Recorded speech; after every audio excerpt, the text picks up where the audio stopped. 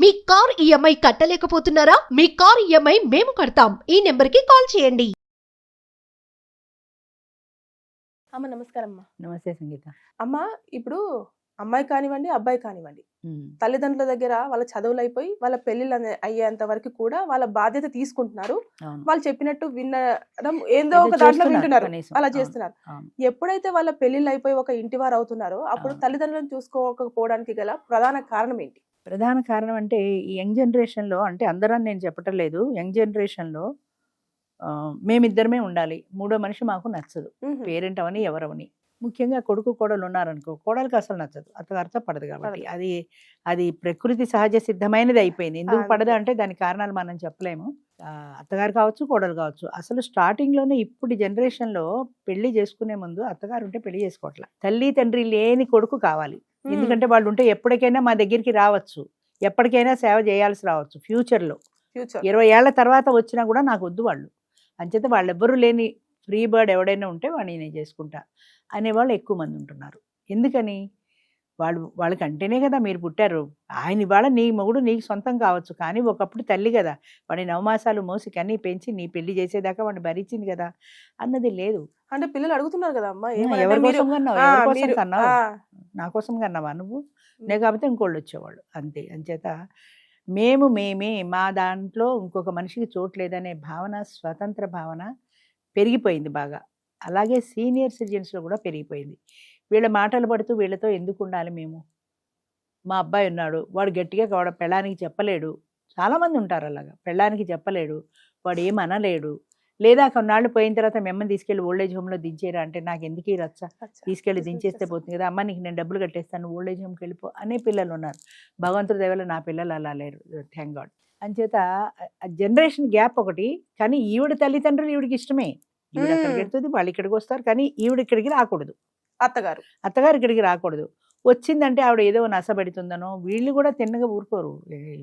Old generation కూడా చేతులు వెనక్కి పెట్టుకొని అత్తగారు కోడలు వంట చేస్తుంటే వెళ్ళింది అనుకో, ఈవిడ పెడితేనే ఆవిడకి అసహనం. ఎందుకు వచ్చారు, మీకేం కావాలి, మీరు గదిలోకి వెళ్ళిపోండి, మీకు కాఫీ కావాలంటే పట్టుకొస్తా అని నోటితో కొంతమంది చెప్తారు. చెప్పలేకపోయినా ఈవిడ మనసులో ఆ ఫీలింగ్ ఉంటుంది. ఆవిడ చేతులు కట్టుకొని తిన్నగా వెనక్కి నుంచుక ఆ పొయ్యి అలా వెలిగించేసి ఆ మూకుడు కోసం ఎత్తకపోతే పొయ్యి కట్టేసి మూకుడు తెచ్చుకున్నాక పొయ్యి వెలిగించుకోవచ్చు కదా అని ఏదో తోచగా ఒక మాట అంటుంది. ఇది నా ఇల్లు, నా ఇష్టం, ఈవిడికి అనవసరం కదా అన్న భావన బాగా కోడలికి ఉంటుంది. అంతే, అక్కడ మొదలవుతుంది. మా అబ్బాయి ఒక మాట చెప్పాడు, నన్ను రిటైర్ అయిన తర్వాత వాళ్ళ దగ్గరికి వచ్చేయమంటే నేనేం చెప్పానంటే, బాబు 2 జనరేషన్స్ కలవు, మీ జనరేషన్ వేరు, నా జనరేషన్ వేరు. నేనేదో అంటా, మీకేదో కోపం వస్తుంది, ఎందుకని హాయిగా నా పెన్షన్ వస్తుంది, నా డబ్బు పెట్టుకుని నేను ఉంటాను, అప్పుడప్పుడు వస్తాను మీ దగ్గరికి, వస్తాను 4 రోజులు ఉంటాను, పెడతాను అంటే. వాడు ఒక కథ చెప్పాడు, నాకు కథ కాదు ప్రాక్టికల్గా ఏం చెప్పాడంటే, నువ్వు మా దగ్గరికి వస్తే నిన్నేమి మేము ఖాళీగా అట్టి పెట్టాం, పొద్దున్నే 10 గంటలకి మాతో పాటు నీకు కూడా ఒక డబ్బా సర్దిచ్చేస్తాం, నువ్వు బయటికి వెళ్ళిపో, నువ్వు ఫ్రెండ్స్ ఉంటే ఫ్రెండ్ ఇంటికి వెళ్తావో, సినిమా హాల్కి వెళ్తావో, పార్కులో చెట్టు కింద కూర్చుంటావో, సాయంత్రం దాకా ఈ డబ్బా తినేసి కాలక్షేపం చేసి సాయంత్రం ఇంటికి రా. ఇంట్లో ఉంటే కదా గొడవ, అసలు నువ్వు గొడవే ఉండదు కదా, నువ్వు బయటికి వెళ్ళిపోతావు కదా. అలా కాకుండా మా అత్త మామలు ఇద్దరు వస్తారు, సీనియర్ సిటిజన్స్ అయ్యారు, వాళ్ళ పిల్లల దగ్గరికి వచ్చారు. వచ్చిన తర్వాత ఇలాగే ఎవడో తోచుకో ఒక మాట అంది, కోడలికి ఏదో కోపం వచ్చింది, ఏదో నేను చూసుకుంటా కదా మీకెందుకు, మీరు వెళ్ళండి. అక్కడి నుంచి ఇద్దరు ఘర్షణ పడ్డారు. ఆ అమ్మాయి డబ్బా సర్దేసుకుని విసురుగా ఆఫీస్కి వెళ్ళిపోయింది. కొడుకు కూడా ఆవిడ వెనకాలే ఈయన వెళ్ళిపోయాడు. ఇంకా ఈ అత్తగారు ఇంత మాట పడ్డాను కోడలతోని మొగుడు దగ్గరికి వచ్చి, ఏ పేపర్ చదువుకుంటుంటే మొగుడు దగ్గరికి వచ్చి చెప్తుంది, చూసారా ఎంత మాట ఉందో, మీ అమ్మ ఇలా అంటే నేను ఇలా జవాబు చెప్పానా, ఈ కోడలు చూడండి ఎలా జవాబు చెప్తుందని. ఈవిడ కష్టం ఏదో ఆయన దగ్గర వెళ్ళబోసుకుంది. ఏదో పేపర్ చదువుకుంటున్నవాడు కాదంటే పెళ్ళానికి కోపం వస్తుంది కాబట్టి పేపర్ మడిచి పక్కన పెట్టి, అవునే రోజులు మారిపోయి ఏం చేస్తాం, మనం వాళ్ళ ఇంటికి వెళ్ళాం కదా అన్న ధోరణిలో ఈయన ఉంటాడు. వీళ్ళిద్దరు ఇలా ఇదే విషయం డిస్కస్ చేసుకుంటారు. డిస్కస్ చేసుకోవడానికి వీళ్ళకి ఒక పాయింట్ దొరికింది కదా, ఆ రోజుల్లో ఎలా ఉంది, ఈ రోజుల్లో ఎలా ఉంది, మనం ఎందుకు పడాలి, ఇలా ఏదో డిస్కషన్ వీళ్ళకి మధ్యాహ్నం వరకు నడిచింది. అక్కడ ఆఫీస్కి వెళ్ళిన కూడా అసలు ఆ విషయం మర్చిపోయింది. ఎందుకంటే ఆవిడ ఆఫీస్ పనిలో పడిపోయింది, ఈ సంగతే ఆవిడ గుర్తులేదు. వీళ్ళు సాయంత్రం వరకు ఈ విషయాన్ని, వాడు బాగా గుర్తు నాకు, ఇంత విషయాన్ని చాట్ అంత చేసి దాన్ని పెద్దది చేసి చాప్ అంత చేస్తారు, అంటే బాగా ఎలాబరేట్ చేసి చాప్ అంత చేసి రాని సాయంత్రం తేల్చేద్దాం ఈ విషయం అన్నట్టు యుద్ధానికి వీళ్ళిద్దరు రెడీ ఉన్నారు ఇక్కడ. ఇంకోటి ఏంటంటే వీళ్ళ ఆశ, ఆఫీస్కి కోడలెళ్ళి ఆఫీసులో పని మానేసి కుర్చీలో కూర్చొని ఇదే తలుచుకుని అయ్యో అత్తగారిని నేను ఇంత మాట అన్నాను ఆవిడ ఎంత బాధపడిందో, ఇంటికి వెళ్ళగానే సారీ చెప్పాలి అని అనుకుంటూ ఉంటుంది కోడలు అని వీళ్ళ ఊహ. ఆ అమ్మాయికి అసలు అది గుర్తే లేదు అని ఊహించుకొని ఎప్పుడెప్పుడు సాయంత్రం వస్తుందా, ఎప్పుడు నా కాళ్ళ మీద పడుతుందా అని వీళ్ళిద్దరు ఎదురు చూస్తున్నారు. అమ్మాయి సాయంత్రం అయింది, అమ్మాయి వచ్చింది, అమ్మాయి రూమ్ లోకి వెళ్ళిపోయింది, కాళ్ళు కడుక్కుంది, వంటలో పడింది, అసలు ఈ మాటే లేదు, మర్చిపోయింది అసలు కంప్లీట్ గా. సరే కొడుకు వచ్చాడు, కొడుకు వచ్చిన తర్వాత వీళ్ళ అహం దెబ్బతింది, కోడలు నన్ను క్షమార్పణ అడగలేదు అని. అంచేత వెళ్ళి కొడుకు చెప్పారు, నీకు నీ పెళ్ళామేమో పొద్దున్న ఇలా అంది, ఏమీ పట్టించుకోకుండా వెళ్ళిపోయింది ఆఫీస్కి, వచ్చింది తన పని తను చూసుకుంటుంది, అయ్యో నా మనసు బాధపడింది అన్న ఆలోచన లేదు, ఏదో వీళ్ళు చెప్తారు. అందుకని మా అబ్బాయి చెప్పింది ఏంటంటే ఎవరి లిమిట్లో వాళ్ళు ఉంటే గొడవలు రావు. అందుకే నువ్వు ఇంట్లో కూర్చొని ఇవన్నీ వెనకాల నుంచి ఎతికి అదేం చేసింది ఇదేం చేసింది కాకుండా నీకు కూడా డబ్బా ఇచ్చేస్తాం, వెళ్ళిపో, సాయంత్రం అందరం కలుస్తాం ఆఫీస్ నుంచి వచ్చిన తర్వాత, భోజనం చేస్తాం, ఏదో నీ అనుభవం నువ్వు చెప్తావు, ఎవరి అనుభవాలు వాళ్ళు చెప్తారు, ఆ ముచ్చట్లలో ఈ గొడవలు మర్చిపోతాం.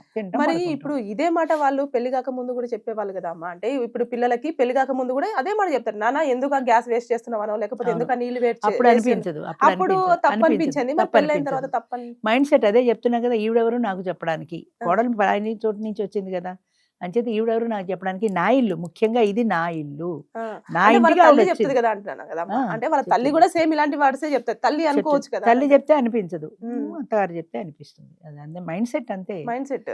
ఆ మైండ్ సెట్ లో ఈవిడెవరు నాకు చెప్పడానికి అనిపిస్తుంది. ముఖ్యంగా ఇది నా ఇల్లు అన్న భావన యంగ్ జనరేషన్ లో చాలా మందికి ఉంది. భర్త ఇంటికి రాగానే ఇది నా ఇల్లు, నా ఇంట్లో అత్తగారికి ప్రవేశం లేదు, ఆవిడ మాట్లాడడానికి వీల్లేదు, పెట్టింది తిని కూర్చోవలసిందే. ఎంతసేపు కూర్చుంటుందా గదిలో, ఏదో తోచుకో వస్తుంది. అదే అమ్మ వచ్చింది అనుకో, అమ్మ వచ్చి అమ్మ గ్యాస్ ఎందుకే అలా మండుతుంది అని అనుకో, ఇప్పుడే వెలిగించానమ్మంటే అది పెద్ద తప్పులా అనిపించదు, అనిపించదు. మైండ్ సెట్ అది అంతే. అంచేత మన మనసులో ఎప్పుడు కూడా అది అత్తగారవని తెల్లవని ఎవరవని వాళ్ళు కూడా they are also a member of the family అన్న ఉద్దేశంలో చూసినప్పుడు ఈ భావన రాదు. నా మొగుడు నాకే సొంతం అనుకున్నప్పుడే ఇది వస్తుంది. ఈవిడ ఎందుకు వచ్చింది మా ఇంటికి, ఈవిడికి ఎందుకు గ్యాస్ వెలిగిస్తే, ఈవిడికి ఎందుకు కాఫీ పెట్టకపోతే ఎందుకు అనుకుంటే తేడా వస్తుంది.